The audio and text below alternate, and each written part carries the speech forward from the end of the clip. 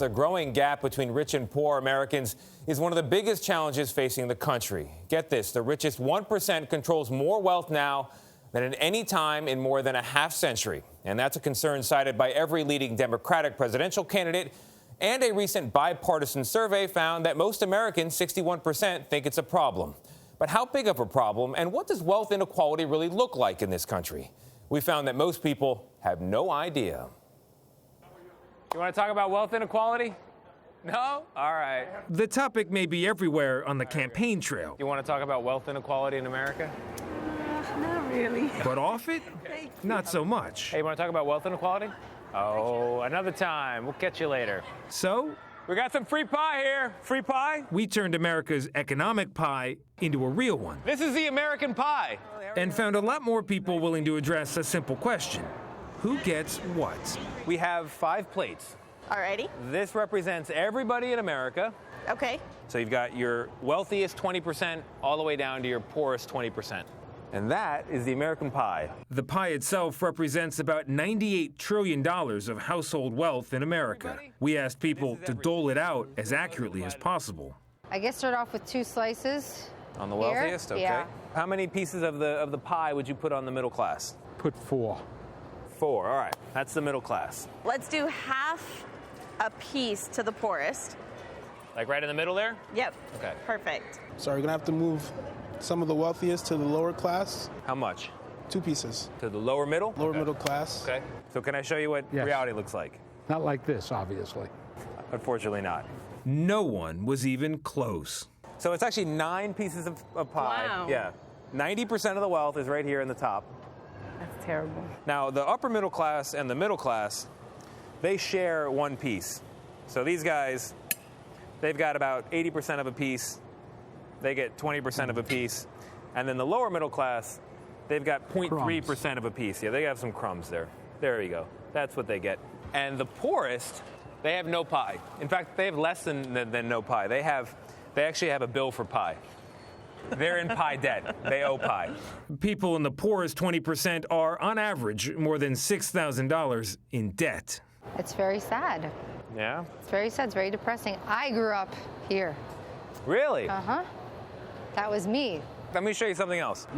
So even if you just look at the wealthiest and you go to the top 1%, so the wealthiest 1% of everybody, these people alone have not 1, not 2, not 3, but 4 slices of pie.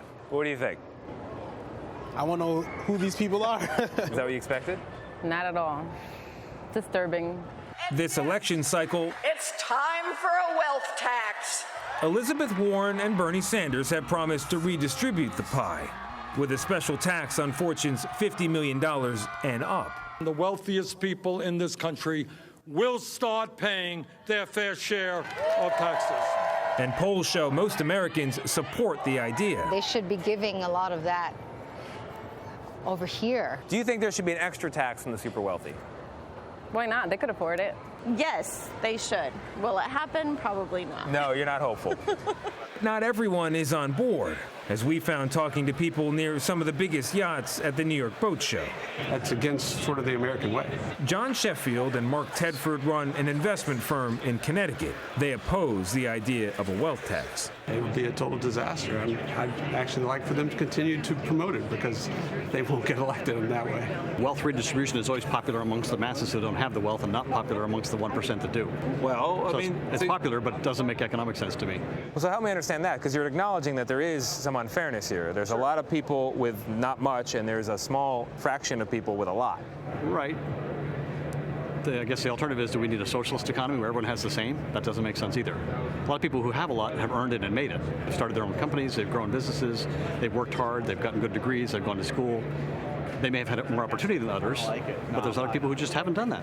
A vote for any Democrat in 2020 is a vote for the rise of radical socialism and the destruction of the American dream.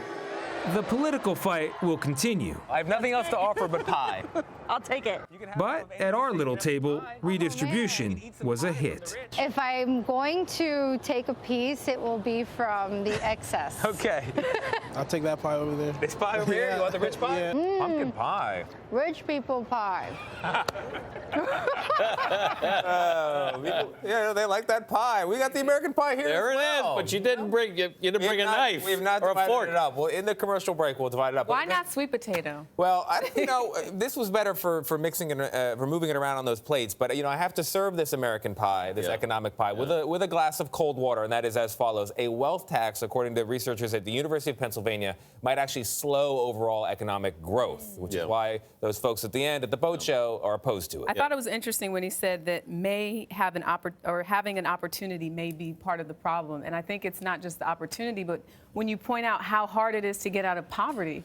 I mean, that's really telling. It is very hard, but $6,000 Americans are incredibly optimistic.